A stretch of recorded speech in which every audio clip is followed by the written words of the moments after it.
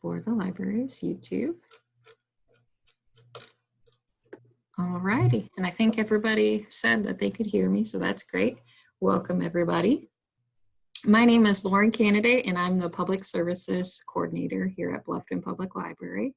Thank you everybody for tuning in this evening.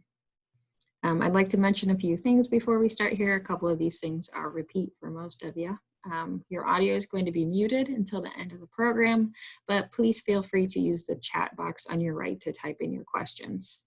Looks like we already have a comment that I'll read in a little bit here. And I'll keep an eye on it for you, Gary, throughout the program in case there are questions that you would like to address. I encourage you to continue sharing your video, but also want to reiterate that this program will be recorded and put on the library's YouTube and then embedded on our website. Please keep your questions brief at the end. I'll keep an eye on the time for us here so that we can stay within Zoom's allotted 40-minute time. If there are no questions, I would like to introduce Gary Wetherill, the Vice President of the Swiss Community Historical Society. Gary has had a long association with the Swiss Historical Society and has served in many roles, including Program Chairman and President and Vice President of the Society. His love of history includes extensive study of Native American culture, both nationally and Ohio, and we've been privileged at the library to have him here for a couple programs.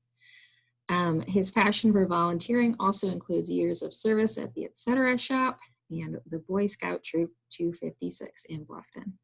Thank you so much, Gary, for sharing some stories of the Bluffton area's history. Sure, glad to be able to do it. First off, I want to tell you where most of the stories come from. They come from this book here. It's a book by P.B. Amstutz. It was written in 1925. Mr. Amstutz was concerned about losing the stories of the early settlers and the pioneers. Most of them were actually gone by the time he wrote this. But he talked with direct relatives, sons, daughters, grandchildren, and recorded some of the family stories that were passed down through the family. So, and the original book was written in Swiss, in the German-Swiss dialect. So it was translated in 1978, and we have these books for sale out at the Homestead through the Historical Society. Most of the Swiss came from the area of Canton, which is kind of Switzerland's equivalent to our states, the Canton of Bern, and then across the border in France in the Alsace area. That's where it seems like the vast majority of settlers that he wrote about, at least, had their start there. Oh, obviously, they all came over by boat, which was often a several-week process. Most of them talked about having pretty uneventful passages.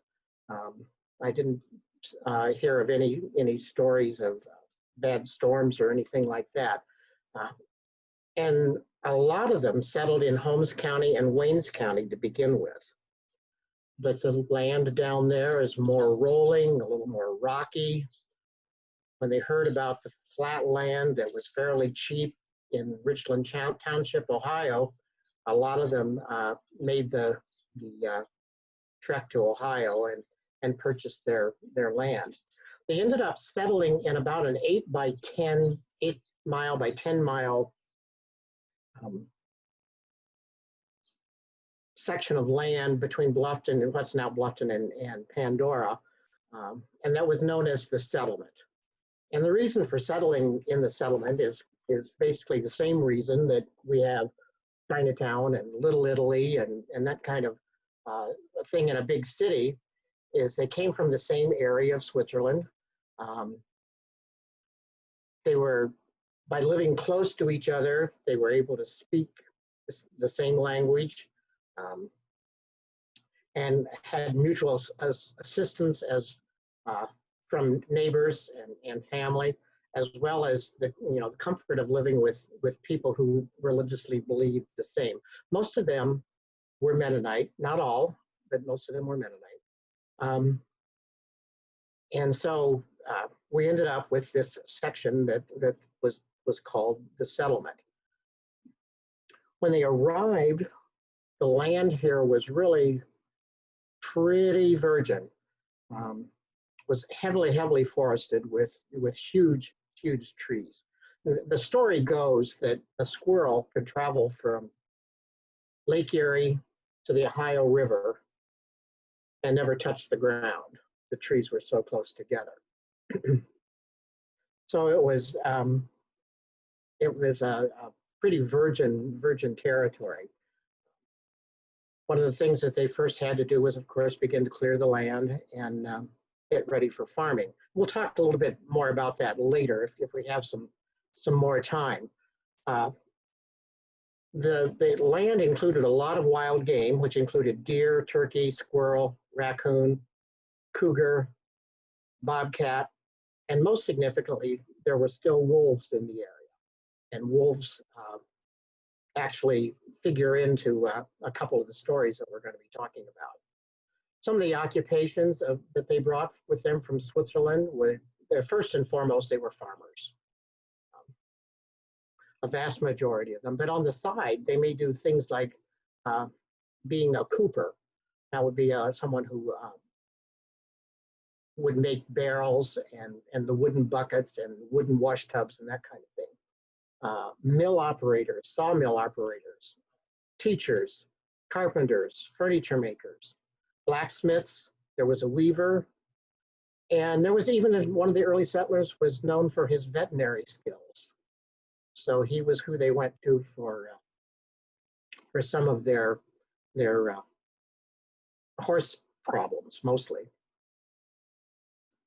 Now, for those of you who know the Swiss Historical Society, we have the Swiss Homestead, which is the Schumacher house.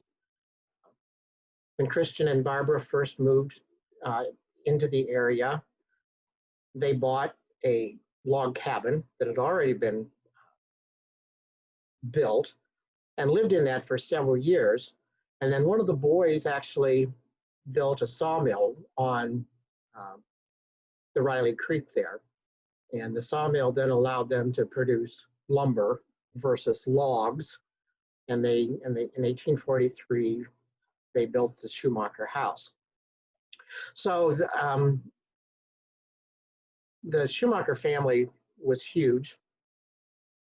The Peter Schumacher family was huge, and each of their children went on to have huge families, 11 to 16 children. So there's a large number of Schumachers spread across America, and we're lucky that some of the best stories we have were family stories that got passed down in the Schumacher family stories. And some of those have been recorded. So I'd like to tell you about one of the first ones is one of my favorites. It's Peter was known for his swimming ability. He was an excellent swimmer. And on the way over on the boat, to show off, he would dive off the side of the boat and swim underneath the ship and come up on the other side, and then climb back out again. So that's and that comes in really handy in the next story. For those of you who have been to the homestead, you know that Riley Creek runs within 40 yards of the front porch of the house. And where the bridge is now had actually been a road and a creek crossing there. So it was not uncommon for buggies and wagons to be crossing the creek pretty regularly at that time. Not by bridge, but by simply driving through the water. Well, apparently at some time in Peter's life, a man and woman tried to drive a buggy across the creek, and it was in a flash flood stage, and the buggy was swept away. And the man was able to grab something and get himself out, but the woman was not. Peter realized that she was in trouble and ran along the creek undressed so that his clothing wouldn't drag him down, dove into the water and saved her. Well, the word got out to the church that he had been undressed in front of a woman that was not his wife, and some members of the church decided that he needed to be censured. And so after church one day, they brought this up, and he stood up and said, "There stands the woman that I saved, a sister, a mother, a wife, a daughter. If I hadn't been there, she'd be dead. Can any of you disagree with that?" And nobody could. And they kind of just walked out of the church and decided maybe it was okay after all. So another of the Schumacher stories. Another issue that of course was a problem during those time periods was disease. And some neighbors' family contracted smallpox, which was could be a very virulent disease and rampaged through a town or a community or whatever. And the whole family was affected, so no one was able to look after them. So Peter sent two of his daughters to go look after them. And he said, "You're doing the Lord's work, you'll be safe." And they brought the family through the pox, and they didn't get sick. So maybe he knew what he was talking about.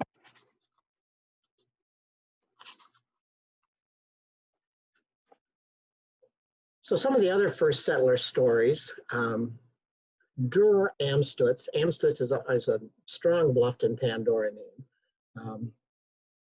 Was one of the earlier settlers, and at that time there were no pastures per se. Cattle were turned out and allowed to roam free, and often were belled so that maybe you could hear them and be able to find them when you needed to. And often, if they were milk cows, they knew where they were milked, and when they were getting uncomfortable and needing to be milked, they'd come home, but not always. So one Sunday, Dur Amstutz, the cows didn't come home, and he was in a hurry. He had been at church, and he wasn't finding them. So he headed out to find them in his Sunday best, what he'd been wearing to church that day, including his tassel cap. And I've looked high and low trying to find a picture of this tassel cap that they would have had. And frankly, at this point, nobody in the society that I've talked to knows how to describe it. I don't know whether it looks like the old Victorian smoking caps. I did find one small picture of a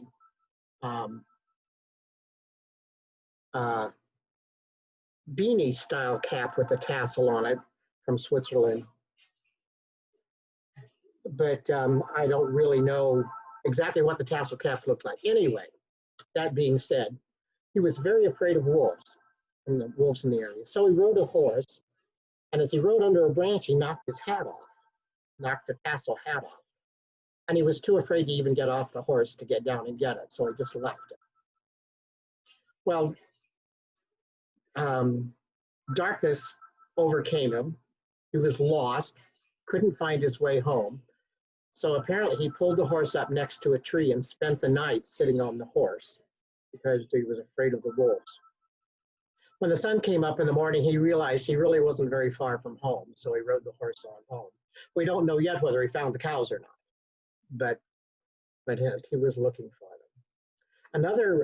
Another man, Peter Bucher, was hunting his cattle when he heard a wolf howl.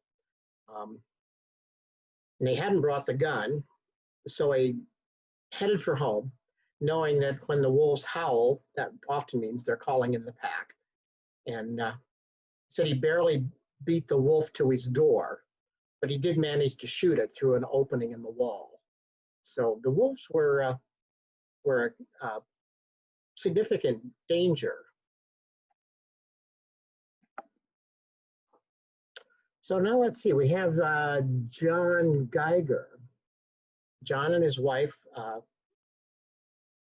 had moved here, but they realized that that their clothes were beginning to wear out, and that they needed to find a way to get some new clothing. So in order to do that, they spent the year growing some flax. And then there's a big, long process that you need to go through, process the flax.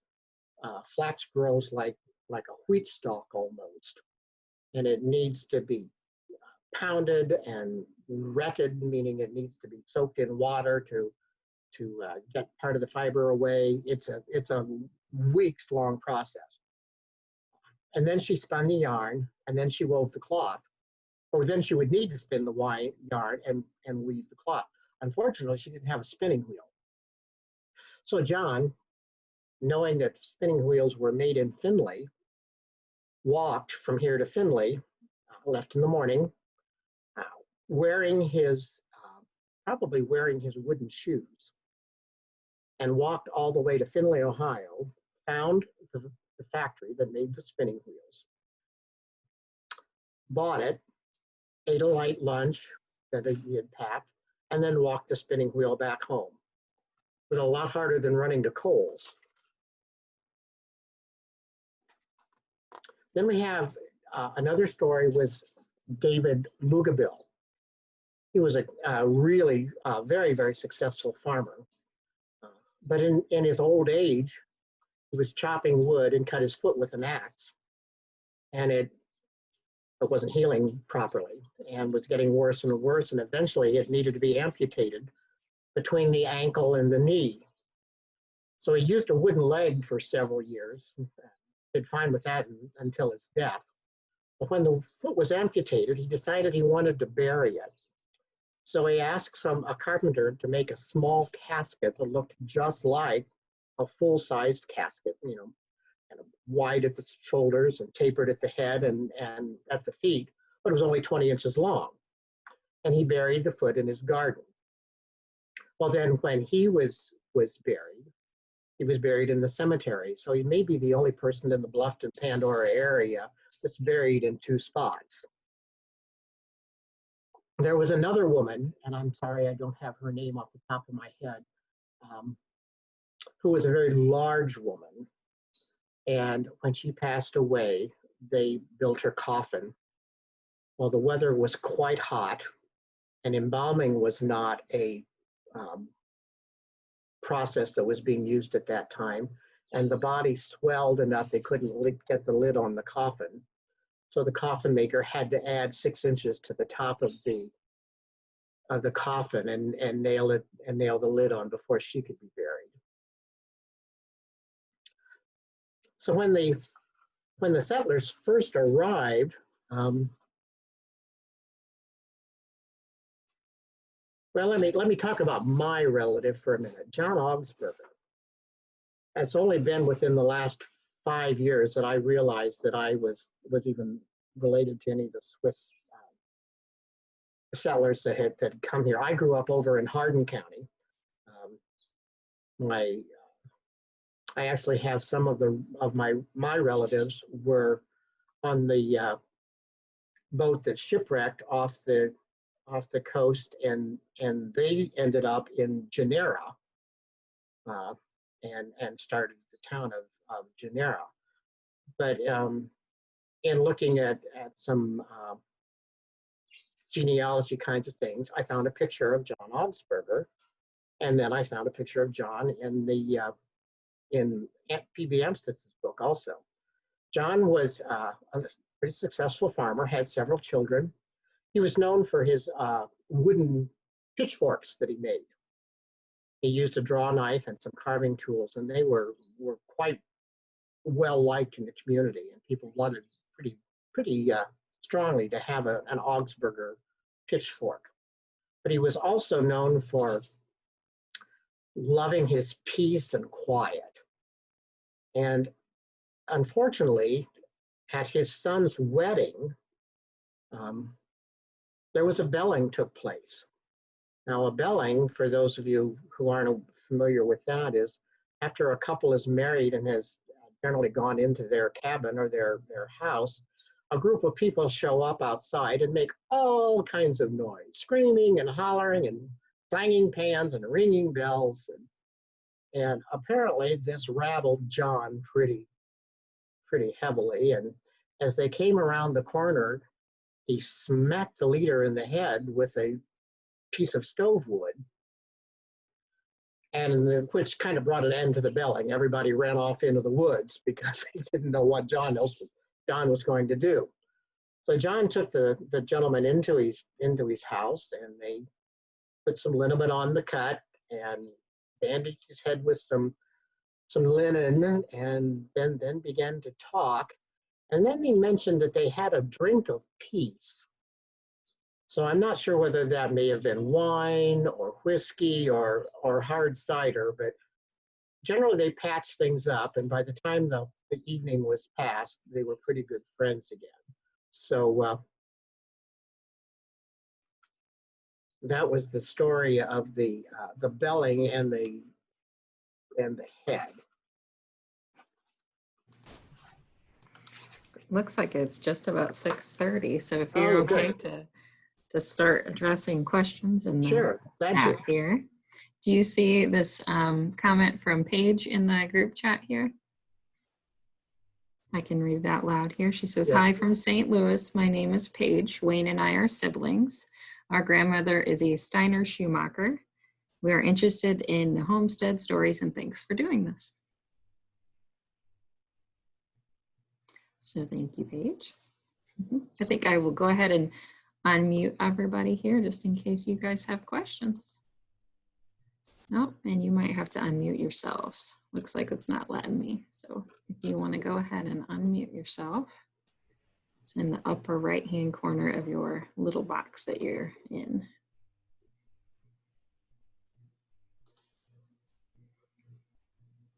I'm sure Bill has heard most of these stories or read most of these stories at some time or other. I think his father was one of the founding fathers of the Historical Society. Well, there's been a lot of stories, that's for sure. I'm sure I haven't heard them all. Gary, I've got a question for you. I went to the homestead a long time ago, probably back in the mid-'80s, when it wasn't as it looks now. It was still more of just kind of close up, and but there were a lot of items in there. And my grandmother took me and my other brother, and we met. It was Judith Kingsley's father. I cannot think of his name at the moment, but he had told us some stories, and one, maybe you could give some clarification. There was a story about somebody who lived in that house. I'm not sure if it was Peter or one of his sons, had an encounter with a Native American Indian. Yes, that was my backup story if I ran short of time, but I'd be glad to tell it. It's a fun story. By 1843, and when the house was built, most of the Native people from this area had been removed. They were in the Kansas, Oklahoma area. But it was not uncommon for them to come back to Ohio to visit. They may have actually had relatives who stayed here, who actually, some Eastern Native Americans were actually light enough that they passed for white. Pardon me. So it was, some actually hid out here as white people. But anyway, Mrs. Schumacher was baking pies and had put them out on the porch to cool, and had laid towels across them on the bench out front. And an Indian, one or two Indians came to the door and probably asked for water or asked for a bite to eat or something, and not realizing that they were pies on the bench and thinking it was a padded bench, sat down and sat on the pies. So. So was that Peter Schumacher? I think probably. That on the pies. Because it would have much later, and the Native people probably weren't coming back. Very good.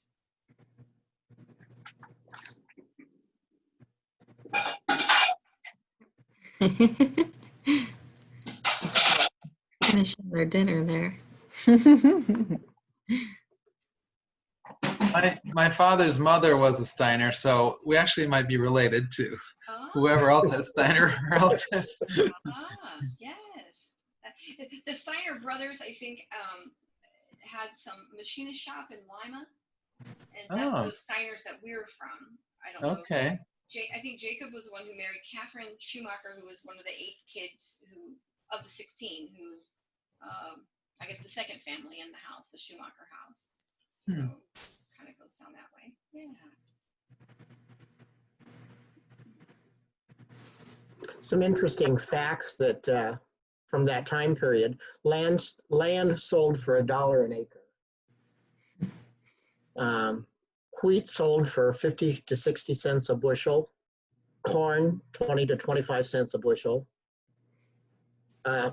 Good worker could earn 30 to 50 cents a day. If you slaughtered the hogs and took them to market, you'd get 2 cents a pound.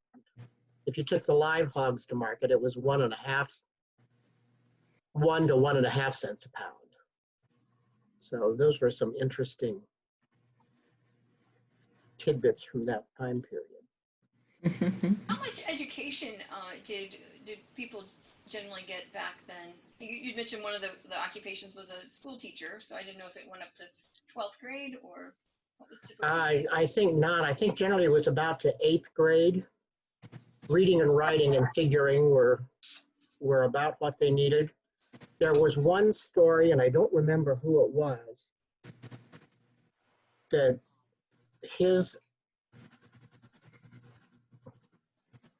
I'm trying to think how Amstutz put that. His schooling was 5 weeks versus 5 years. So he only went to school maybe 5 weeks through the year. So it often was not when we would think about it being, because they needed them at home at harvest. So it was in the off season that they were going to school.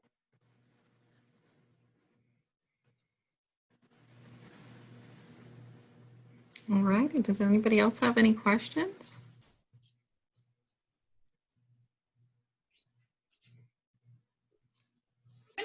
Well, I guess we don't know with the COVID-19, but are there any tours happening now, or? There are not at this point, but on our YouTube channel, I think if you search Swiss Historical Society, we have a YouTube channel, and we've been giving video tours. Someone walking through the house and telling about what they're showing. When you said you were here in the 80s? Yeah, when in the 80s, but we also have gone back a couple of times to the September Okay. Fall Festival. So yes, it's been a couple of years since we've been to that. Because the house has now been totally renovated and restored to what it was like what we think it was like in 1843.